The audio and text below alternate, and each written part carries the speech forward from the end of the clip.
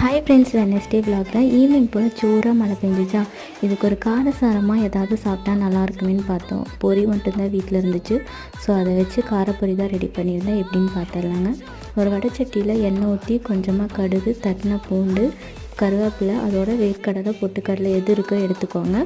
நல்லா அதை ஃப்ரை பண்ணிவிட்டு அதோட மஞ்சத்தூள், லைட்டாக உப்பு, சர்க்கரை, ஒரு பிஞ்ச் சர்க்கரை போட்டுக்கலாம். அதோட தனி மிளகாத்தூள் கொஞ்சம் போட்டு நல்லா ஃப்ரை பண்ணிக்கலாம். எல்லாமே லோ ஃப்ளேமில் வச்சு தான் பண்ணணும். அதோட பெருங்காயத்தூள் போட்டுக்கலாம்.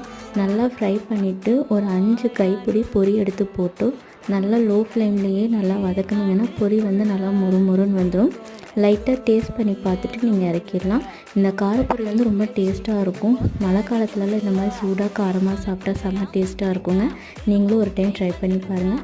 நைட் டின்னருக்கு தக்காளி தொக்கும் சப்பாத்தியும் தான் பண்ணியிருந்தேன். இந்த vlog உங்களுக்கு பிடிச்சிருந்தா லைக் பண்ணிக்கோங்க.